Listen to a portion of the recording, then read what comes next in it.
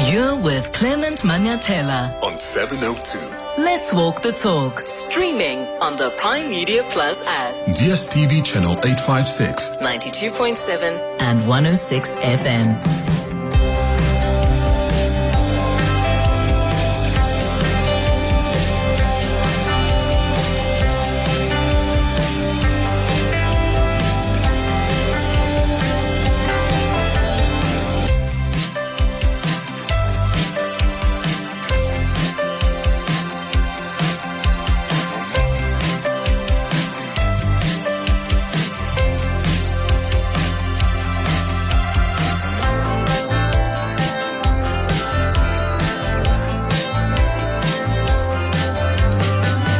8 minutes. What just happened there? Okay, let's try that again. 8 minutes after 9 o'clock. Dumelang. Happy Friday. Welcome to the Clement Manyathela Show. It's wonderful to have you with us here on 702. It's wonderful to be back in studio as well. I hope you're good. I hope you're well. I hope your week has gone well so far. What a hectic week it's been, eh? So I have 2 hectic assignments that are due this weekend. And I started working on them like 2 weeks ago. And then guess what happened this past Tuesday? And then you're going to understand why I'm calling this week like a week from hell. On Tuesday, as I was burning the midnight oil, just around 1 a.m. or so, I was trying to push the work and I flipped a glass and liquid poured all over my MacBook and on the keypad. And you know what happens after that? And don't ask me what liquid it was, Abel.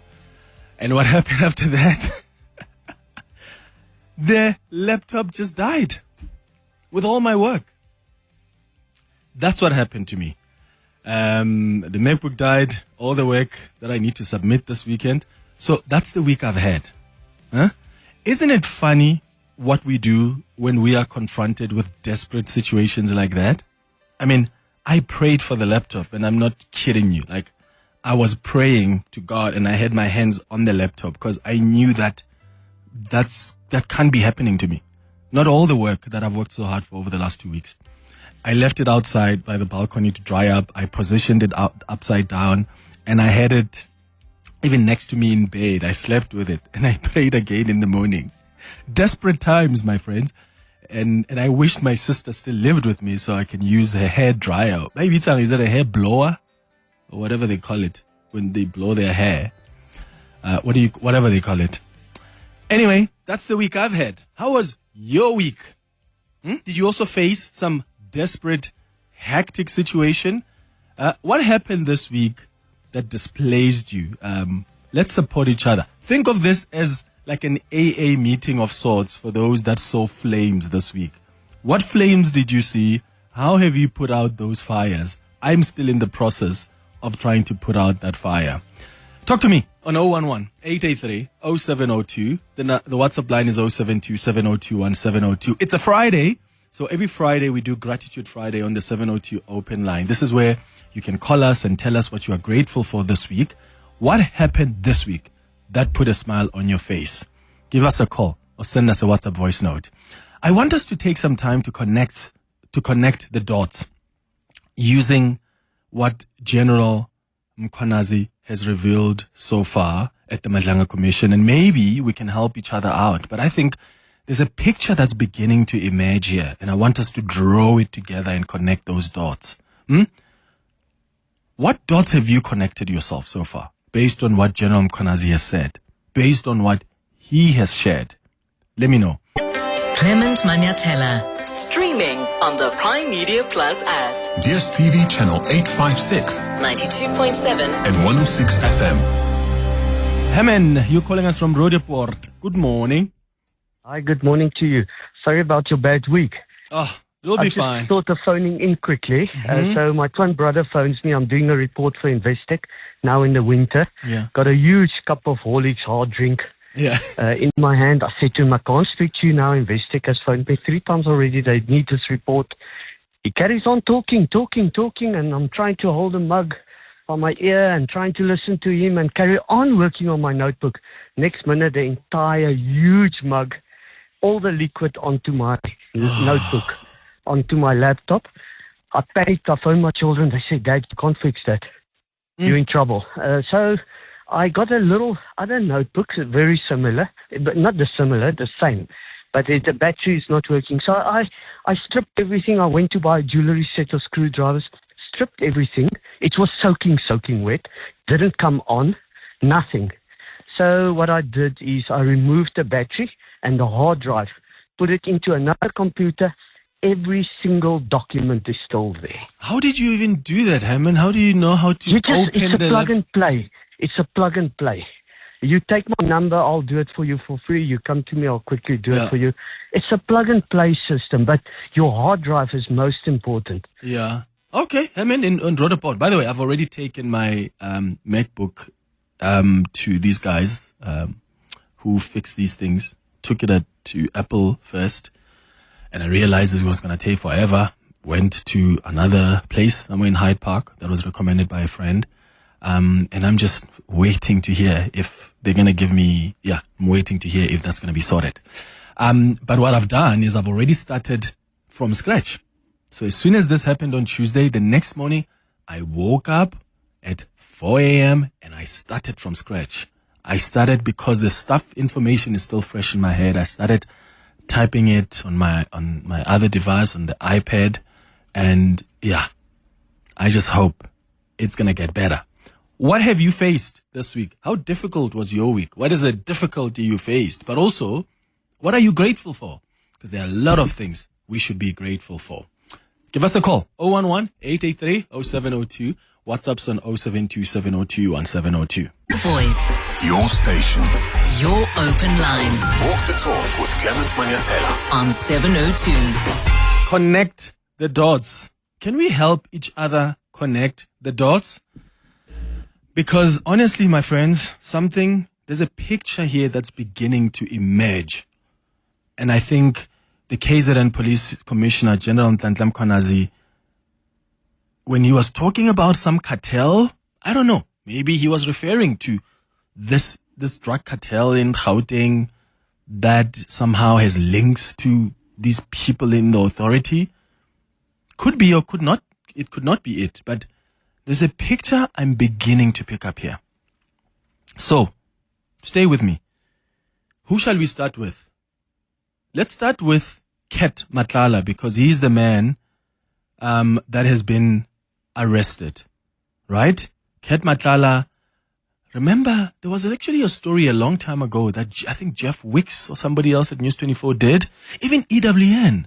EWN used to run the story of this Ekurhuleni JMPD officer who somehow assisted, Ket Matlala's vehicles and fitting them with blue lights.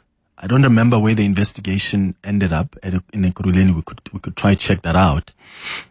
But Ket Matlala, let's put Ket Matlala's name here. So I'm literally going to do this while I'm connecting these dots, quite literally, because I want us to help each other.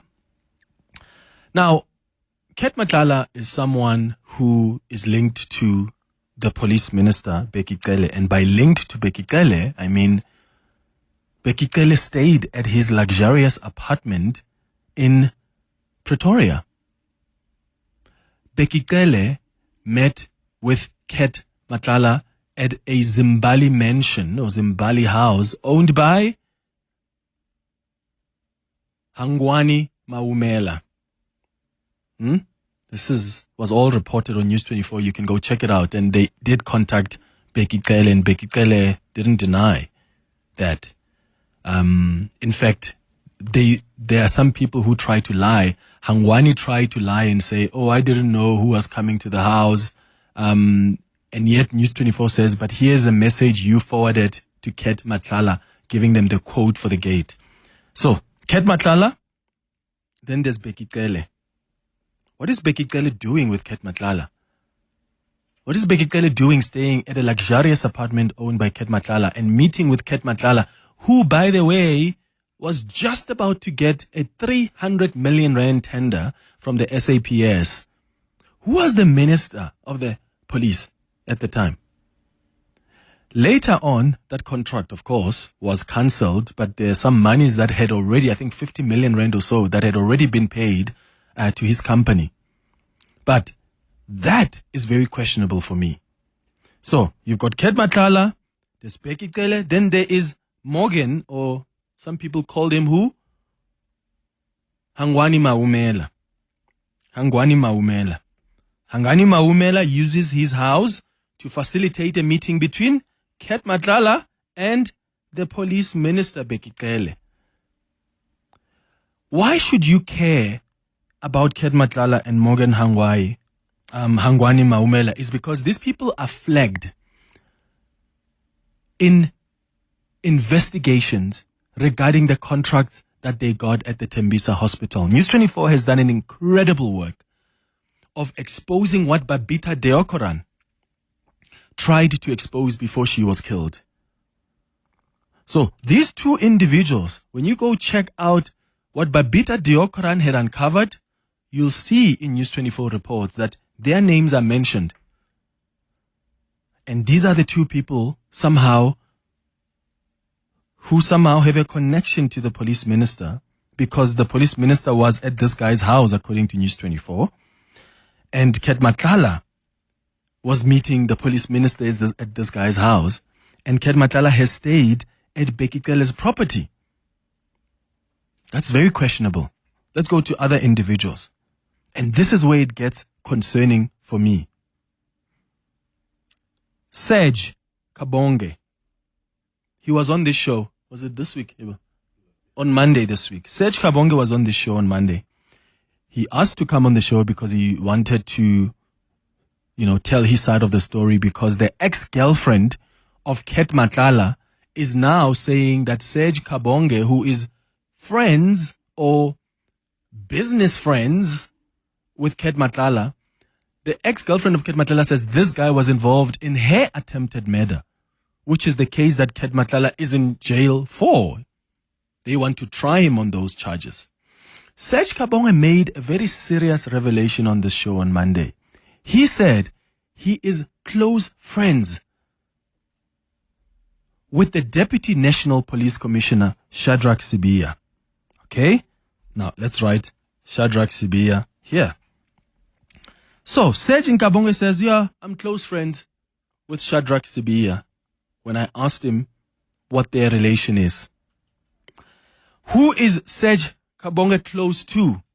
Serge Kabonga confirmed on this show on Monday that he is close to Ket Matlala and he is also close to Morgan, aka Hangwani Maumela, the two people who were flagged by Babita Deokaran in contracts and irregularities and corruption at Tembisa Hospital. In fact, the SIU, not the SIU, but I think is it the NPA that's already trying to attach some assets belonging to Hangwani Maumela? So, Serge Kabonga, who is a close friend, according to him, of Shadrack Sibiya, who is the Deputy National Police Commissioner, is also close friends with Ket Matlala, who's arrested, and Morgan Hangwani Maumela. Now, this is what shocked me yesterday. General Mkhwanazi says, on Ket Matlala's cell phone, they found a message that indicates Ket Matlala sends this message to somebody else and says, oh, the National Police Commissioner is going to be arrested and my person is going to get the position of National Police Commissioner. Who was he referring to as my person? Shadrack Sibiya. Why is a person who's in jail, who has been arrested on such serious charges, calling the Deputy National Police Commissioner my person? And to be fair on Shadrack Sibiya, I mean, he probably doesn't even know why Ket Matlala would refer to him as my person. But let's look at the dots again. Is Shadrack Sibiya linked in any way to Ket Matlala? There's only one person who is common between them, who could possibly link them. Isn't that Serge Kabonga? Because he's besties with Shadrack Sibiya and also close friends with Ket Matlala. So Ket Matlala tells somebody that, oh, the National Police Commissioner will be arrested and Shadrack Sibiya, my person, is going to take over. That's got to concern you and I, my friends. A guy in jail? Remember the Guptas? When they knew about Fikile Mbalula's change in cabinet, when they knew about who's going to be appointed in certain portfolios, that reminded me of that.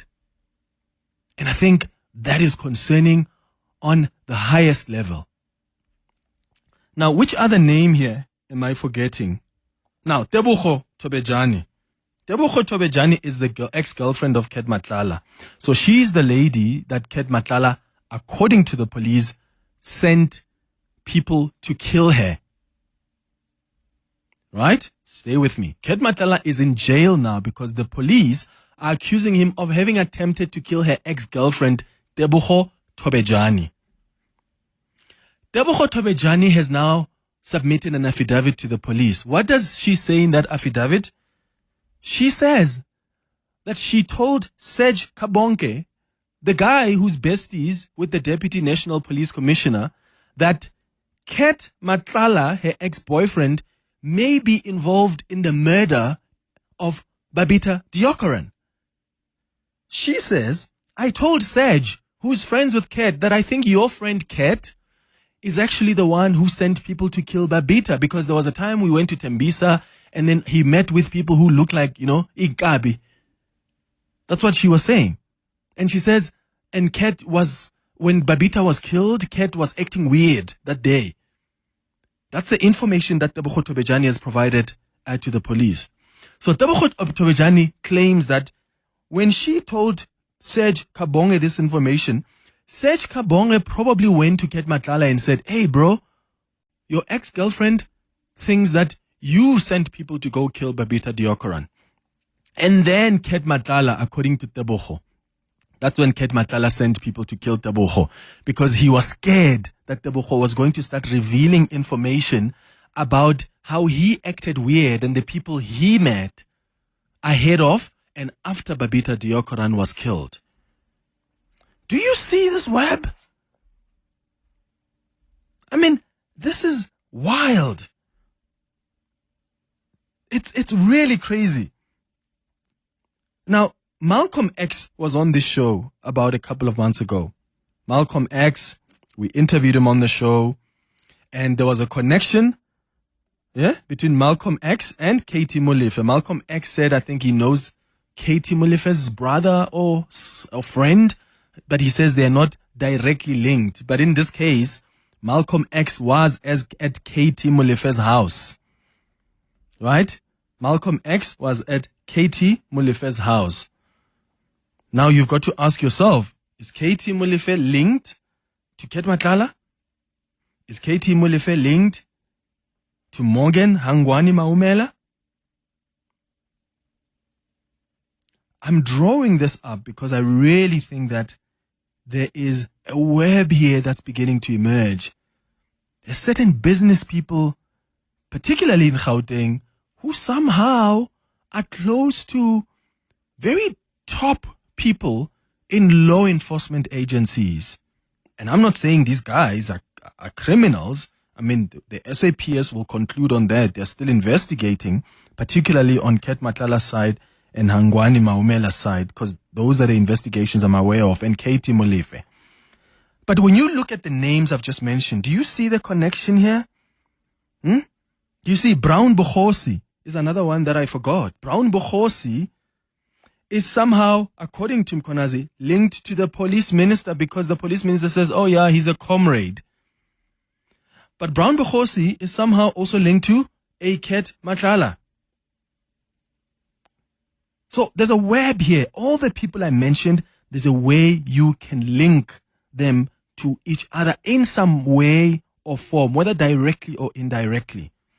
And for me, that's the kind of picture that's begun to emerge as General Mkhwanazi has been mentioning these names.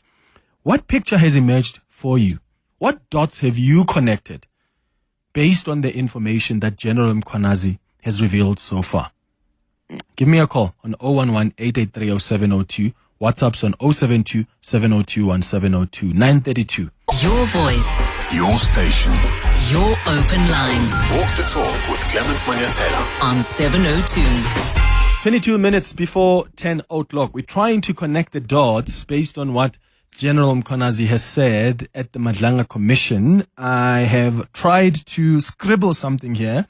Literally, I was doing it as I was speaking, connecting these dots, because, wow, you can just see somebody is linked to somebody. Yeah? And there is this group of businessmen in this province who are somehow linked to these top officials in law enforcement agencies. And maybe they enjoy just genuine friendship, guys. Maybe there's nothing untoward about that. So, of course, we shouldn't jump to conclusions. But when a guy who's arrested, who's in jail, texts somebody else and says, hey, listen, Shadrach Sibiya is going to be the new National Police Commissioner, you've got to ask yourself, one, what gives them the authority to say that? Two, why would they refer to the Deputy National Police Commissioner as their person? And again, we need to be cautious on this, because Shadrach Sibiya probably doesn't even know Ket or has met Ket. We don't know. Shadrach Sibiya is probably, shocked himself that, hey, but why is Ket calling me my person? But then you have to go further and check, who is Ket linked to? Ket is linked to Serge, because they are close business partners. Who is Serge linked to? Serge is linked to Shadrach Sibiya, because Shadrach Sibiya is close friends with Serge Kabonga.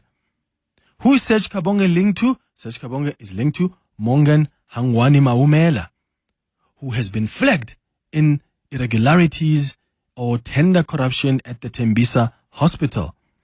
Who is Morgan and Ket linked to? Well, Becky Kele somehow has crossed paths with Ket Matlala. Becky Kele has stayed at Ket's luxury apartment. Becky Kele has had a meeting with Ket at Mongan Hangwani Maumela's house in Zimbali. Why is Becky Kele meeting with two individuals that we now know have been flagged in tender irregularities and corruption at Tembisa Hospital? The two people that Babita Deokaran tried to expose. It's just all not making sense. And then the ex-girlfriend of Ket reveals new information that I think Ket Matlala is the one that sent people to go kill Babita Deokaran. She tells this information to Serge. She believes that Serge took that information and sent it to his friend or business partner, Ket. And then Ket then sent people to try kill her. Let's go to your WhatsApps. Good morning, Clement. This is Lungi from Stilldale. Talking about connecting the dots, do you remember when Dunga, the head of the EFF in Gauteng, when he was the MMC of Finance in Ekurhuleni, when he got an accident, they found blue lights fitted in his private vehicle. So it seems to me that this thing of blue lights and politicians and Ekurhuleni is connected somehow. It must be widespread. I wonder how many politicians have blue lights, especially from Ekurhuleni. And I've heard that also in a city of eThekwini, there might be some politicians also with blue lights. So let's connect the dots. Thank you, Manyathela. A clear dot for me, Clement, from this commission is that, in summary, Ket Matlala is Gupta 2.0 of the police. The difference is that he is behind bars and that the Guptas have fled. How I wish the Guptas were also behind bars. Okay, it's Pasha. Hi, Clement. I've noticed something here. I think the minister, I ushawe back pass the minister. It shows Guti, this guy and these guys, Ket Matlala, they've been working with some previous ministers before Mkhulu, because Mkhulu is just 1 year in the office already. Secondary sayenza manje. It shows Guti pass the ball to Mkhulu as a back pass. without knowing ukuthi already ama-strikers sewala to attack. Hi, Clement. What I find very, very interesting about this, another connection, is Maumela's connection to the president. I mean, Jeff Wicks, obviously he's done great work. He indicated that they are related. In actual fact, President Ramaphosa and Morgan Maumela are related through his previous marriage of Hope, and they live almost in the same area in Johannesburg. Obviously, the president has come out to say that he doesn't know this man, which I find very interesting in that as well. But also, I think that should be concerning, that particular connection. What's the connection between, for instance, the president and Maumela? And obviously also indicated in some podcast as well that he's also connected to Benjani Chauke now. This is Maumela, because at one point in time he was seen leaving at the house of Maumela. So those are the things that are concerning. You see now, I didn't even know about Benjani Chauke. So for those who don't know, Benjani Chauke is the former advisor, advisor to President Cyril Ramaphosa. So apparently, so I haven't verified this. So can we check this? I'm asking the producers to check this out, right? I don't know where this came up, that Benjamin Chauke is linked to Hangwani Maumela, but that would also be significant, right? That will be significant. What I do know is that the president has already said that I don't know this Maumela guy. Apparently, he's the president's nephew from his first marriage, but the president doesn't really know him. So, yeah, unless we can establish that connection, I think it would be unfair to want to suggest that just because there is a relation of sorts that was uncovered there, then it proves corruption. But I think you're right. We have to scrutinize, because you just never know with these politicians.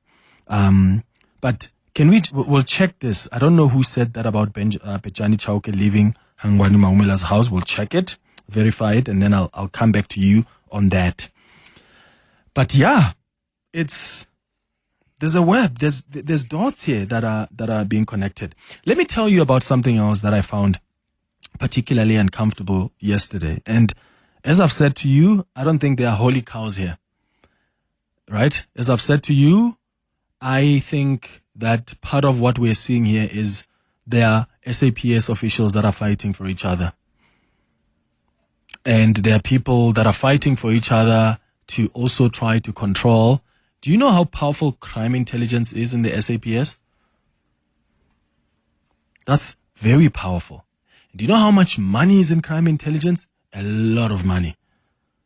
Because there's a lot you can do with that money without necessarily being too transparent and accounting. Like, for instance, they can't come and tell us publicly that, oh, we went and bought a safe house which cost us 100 million rand. So there's an opportunity there to misuse the secret fund. The opportunity does exist. So these are deeper fights within the SAPS and people who probably wanted certain positions or were promised certain positions, and then people who want to remove certain people from crime intelligence. So don't just think that this is just about some drug cartels that are being exposed. That's just part of the element, and we are grateful for that because it's really helping us understand the extent of this criminal enterprise. But make no mistakes. There are people here, these top cops are fighting each other. They are. One of the things that surprised me yesterday was General Nhlanhla Mkhwanazi talking about Dumisani Khumalo. Dumisani Khumalo at some point, or still is, was the head of crime intelligence. He's been arrested. He's been going in and out of court. And he had indicated that there are certain members of parliament who actually acted. I think what he suggested is that they acted to serve the interests of a drug cartel because of how they've mishandled confidential or classified information. And one of the people he mentioned was this Fadiel Adams, who says he got this top secret document and he took it to the police and opened a case. And Dianne Kohler-Barnard, who is a DA member of parliament, and General Mkhwanazi says Dianne Kohler-Barnard broke the law. fueling malicious attacks happening in crime intelligence directed at Khumalo. So already you can tell, right? Before that, you can tell already that General Mkhwanazi seems to have a good relationship with Dumisani Khumalo. They seem to be on the one side. You can already tell that Shadrach Sibiya and the police minister, Senzo Mchunu, they are on the other side. So General Mkhwanazi says that Dianne Kohler-Barnard released a statement about information that she should have taken to the Joint Standing Committee on Intelligence. But the surprising thing here, what surprised me was, but that wasn't information that was necessarily secret. That information was already in the papers. Like, we all read, right? Many of us did read in the papers about the allegations that were being made about properties that are being bought by this secret fund without following the right processes. So what Dianne Kohler-Barnard then releases a statement.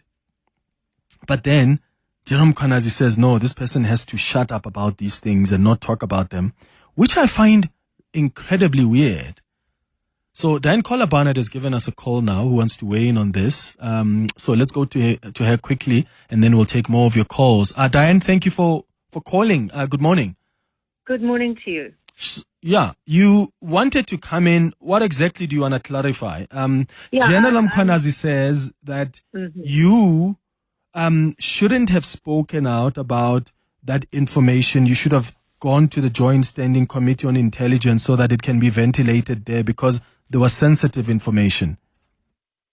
Well, I think your analysis of the entire situation is 100%.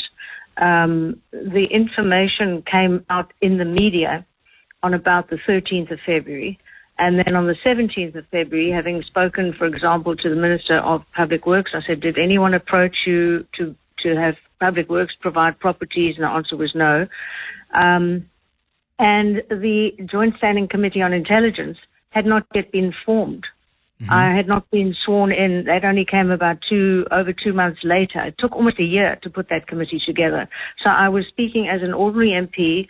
I did ask when I read the items in the paper, which I reiterated in my statement. I contacted the Inspector General of Intelligence and asked him to investigate, which he agreed to do. So I had no information that was other than what was in the newspapers, and I was not sworn to secrecy. This was now out in the media. And the next week or so, I must say, City Press came out with information. I had my jaw dropping. They had everything in detail. So you're right. It's spy versus spy, boss versus boss. The situation's a mess. But to suggest that I'm part of a criminal syndicate was outrageous and defamatory. So, and what the information, just remind our viewers what information it was that was out in the papers. Was it the task team that was buying these properties? What were you? What was your statement about? It said that the claim was crime intelligence had bought 2 properties, one in Durban and then a boutique hotel in Pretoria. And there were some pictures of them going around. Some journalists contacted me, knew the addresses of them. So the information was out there. I do not know who leaked it. I don't know if there's ever been an investigation into who leaked it to the journalists. But I commented on those. And it seemed to be, I said I wanted the Inspector General to check that it was done procedurally, that there weren't shortcuts, and that the claims made in the newspapers should be investigated, which indeed then happened. Once that was done, by then, 2.5 months later, I was sworn in. And once you're a member of the Joint Standing Committee on Intelligence, you are sworn to secrecy. So obviously I cannot speak about what's in the report or not in the report, which was then presented to the committee. But to suggest that I somehow knew something or was a part of the JSCI and speaking out of turn is fabrications, entirely baseless allegations. I don't know who's informing him of this, but again, it could be his close friends in crime intelligence saying, oh, let's see if we can nail her. But it's a fabrication. Okay, so will you go there? Because the phase 2 of the commission is going to allow people that have been mentioned to come and rebut and defend themselves. Are you prepared to go and also provide all the evidence you have to the commission to explain your side? Look, I absolutely could. I'm taking advice. We may just write to the commission and say, look, here's the media statement, the date, here's the newspaper report and other newspaper reports that were all over the country.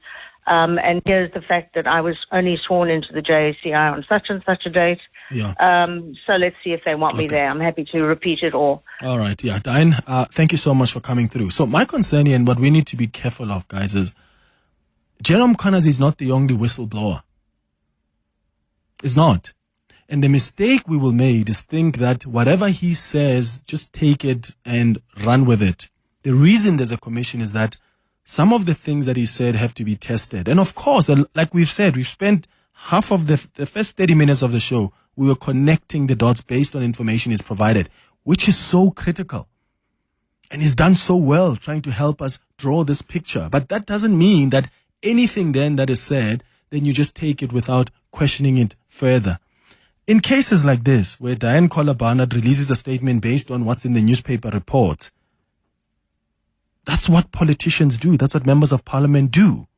What is wrong with that behavior? Unless he is able to demonstrate to us that before she even released that statement, there was critical information out there that got to her and it shouldn't have gotten to her. And he has to at least give that evidence. And I hope that we can get to a point where evidence can also be released to back up some of the claims that are made so that people's reputations are not just tarnished.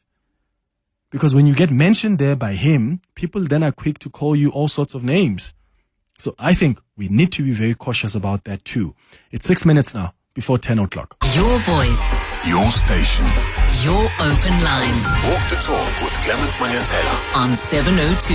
3 minutes before 10 o'clock, Jobe on the WhatsApp line says, Clement, check out Jeff Wick's book. He clearly writes on page 161 that Chauke and Maumela are so close that they share properties on the same street in Hyde Park. One is on stand number 3 and the other at number 6. Chauke was even seen walking around in Maumela's house. So I am going to ask, I've asked the producers to check with Jeff if really that's the case. And if that is, I promise you, we're going to stay on this, because if really the president's former advisor, if the president's former advisor is somehow linked to such an individual who has been flagged in these contracts, and the same individual who is the president's nephew from the first marriage, whom the president says he doesn't know, but somehow the president's former advisor is linked to him, that raises some serious questions. And we have to ask if that relationship existed outside of the president's knowledge. And even if it's outside of the president's knowledge, it's worth us asking questions why a former advisor to the president is linked. What kind of links do they have with a businessman whom the NPA is now trying to get their assets? Do you know how wealthy these people are? These people buy houses worth 70, 40 million rand. They buy, boats with monies that were attained allegedly in a corrupt manner through these tenders. It now makes sense that maybe they knew someone at the top who was able to influence. They drop a name that I know this person, and then tenders just flow. We've got to stay on the story. There are probably more and more people that are involved in higher offices that we have not even touched. Remember, Ket Matlala, in one of the messages he sent that General Mkhwanazi mentioned, in that message, Ket Matlala said, I'm going to expose it all. Because he was upset that they've just cancelled this 300 million rand contract. And I can't wait for the day that he actually spills the beans and exposes all the other people he has bankrolled, whether in politics or in government.